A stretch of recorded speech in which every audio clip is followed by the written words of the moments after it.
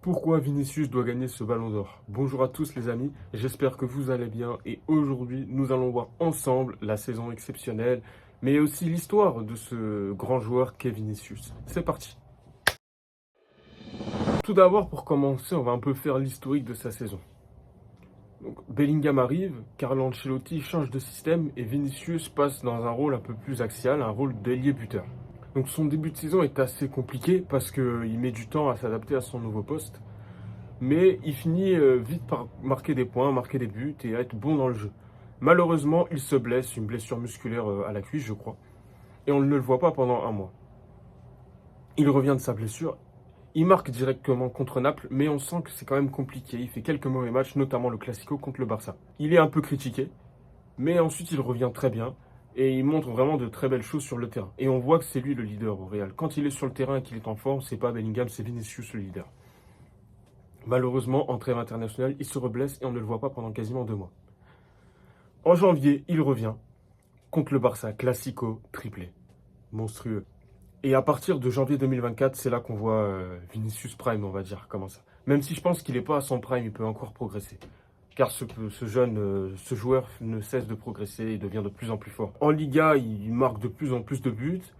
Il est critiqué aussi par beaucoup d'adversaires pour son comportement, même si moi je trouve pas ça très grave. Phase finale contre Leipzig de Ligue des Champions. Il fait quelques fulgurances à l'aller, mais c'est pas ses meilleurs matchs. Au retour, il marque le but de la qualif, malgré une action un peu litigieuse où il aurait pu se faire sortir. Ensuite, quart de finale contre Manchester City. Il joue neuf. Ancelotti le teste et il fait 2 bons matchs, avec 2 passes D. Avec un nouveau rôle de neuf beaucoup plus axial et c'est assez impressionnant je trouve. Donc, quart de finale retour, il rejoue neuf. Demi-finale aller contre le Bayern. Il joue neuf encore avec Rodrigo à gauche et il marque un doublé à l'Allianz Arena contre Manuel Neuer, d'où un penalty sans trembler. Au retour, il joue beaucoup plus sur le côté gauche et il fait un match exceptionnel face à Kimmich où il l'a littéralement mangé. Finale de Ligue des Champions, il marque. Donc déjà, il est décisif sur la phase finale de Ligue des Champions. C'est le joueur le plus décisif des 3 dernières années en phase finale de Ligue des Champions. Enfin, en Ligue des Champions, tout court, devant Mbappé, devant Haaland. Donc déjà, on voit une certaine régularité de la part du joueur. Une certaine régularité. Ça fait 3 saisons que le joueur éclot. Il est arrivé à Madrid à l'âge de 18 ans. Il est arrivé dans une équipe qui était malade après le départ de Cristiano Ronaldo. Il a été lancé par Solari, il a amené quelque chose de nouveau, de la verticalité, beaucoup plus de dribble, parce que le Real était franchement ennuyant pendant cette période-là. Et Benzema n'avait pas le même niveau qu'il avait ensuite par la suite. Il amenait du dribble, de la percussion, il faisait des différences et c'était assez intéressant à regarder.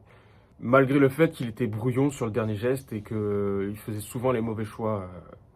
Et il avait beaucoup de mal à finir. Il se blesse contre l'Ajax et le Real se fait humilier. Il revient en début de saison, la saison prochaine.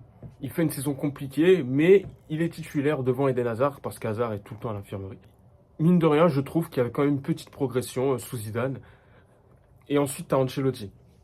Ancelotti arrive et il transforme Vinicius. Il fait sa première saison à plus de 20 buts. C'était un peu le lieutenant de Karim Benzema. La saison d'après, Benzema est beaucoup à l'infirmerie.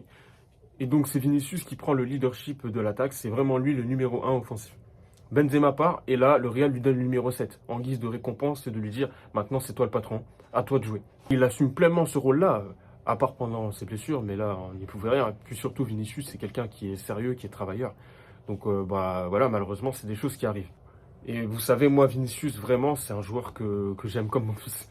C'est un joueur extraordinaire, c'est un joueur en qui j'ai cru depuis le début, en son travail, en ses capacités, en sa capacité mentale à tout surmonter. Parce qu'il ne faut pas oublier tous les plateaux TV qui le descendaient à chaque mauvaise performance, au racisme qu'il a subi, aux critiques. Maintenant qu'on ne peut plus le critiquer sur son jeu, on critique sa couleur de peau. Parce qu'on ne parlerait pas autant de lui si ce n'était pas le meilleur joueur du monde. Et malgré ça, il a su répondre sur le terrain et a montré que c'était lui le meilleur. Et ça ne fera que progresser. J'en suis certain. Positionnement, parlons de son positionnement. Vinicius, c'est un ailier gauche de base, mais avec l'arrivée de Bellingham, Carlo Ancelotti met en place un 4-4-2 losange et il a un rôle beaucoup plus axial. Et il a du mal à s'y adapter, mais il finit par y arriver. Donc il s'adapte à un nouveau poste, ce qui montre l'intelligence du joueur et sa capacité à pouvoir jouer dans pas mal de positions, ce qui est super intéressant pour une équipe.